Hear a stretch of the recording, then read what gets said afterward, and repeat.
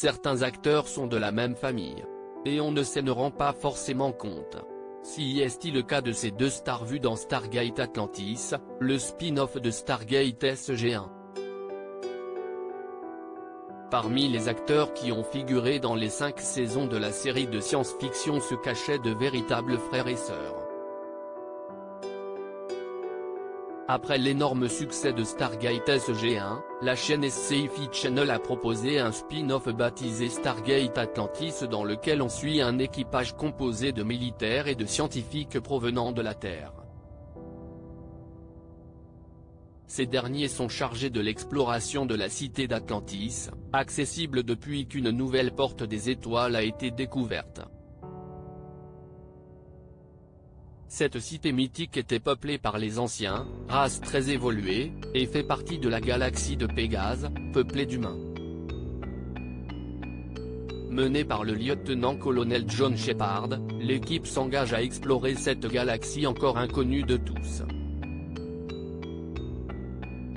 Au casting de cette série, à revoir sur Canal+, on retrouve Joe Flanagan, Rachel Luttrell, Tori Higginson, Jason Momoa ainsi que 2 autres acteurs qui s'avèrent être des frères et sœurs dans la vie.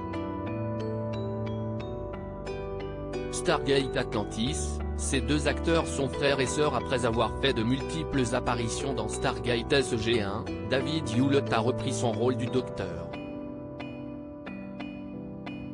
Rodney McKay dans le spin-off Stargate Atlantis. Un scientifique qui est en colère après sa sœur Jani Miyaki, bien qu'étant aussi intelligente que lui, a décidé de laisser tomber sa carrière de scientifique pour se consacrer à sa vie de famille. Peu de gens le savent, mais l'interprète de Jani Mia est en réalité Kate Hewlett, la véritable sœur de David Hewlett. L'actrice canadienne est apparue pour la première fois dans l'épisode Menace sur la Terre, le premier de la saison 3 et a continué de faire de multiples apparitions dans les saisons 4 et 5. Stargate Atlantis, que deviennent Kate et David Hewlett depuis la fin de la série ? Lorsque Stargate Atlantis s'est achevé en 2008, Kate Hewlett a rapidement rebondi en jouant dans un épisode de Psych, enquêteur malgré lui. L'actrice a poursuivi sa carrière à la télévision en jouant dans le téléfilm Nature morte ainsi que dans les séries Degrassi, The Next Generation, The Stanley Dynamic ou encore dans The Girlfriend Experience. En parallèle de sa carrière à la télévision, la comédienne a écrit et publié son livre The Swearing Jar, qu'elle a adapté en une pièce de théâtre puis en un long métrage, sorti en 2022.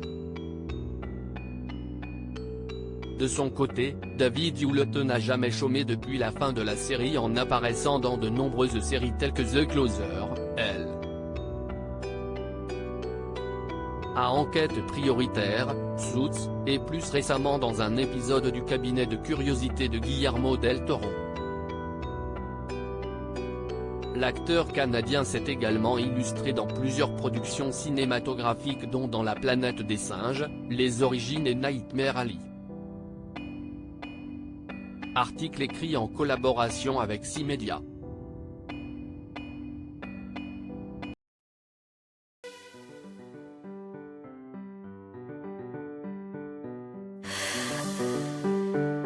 The man I love just had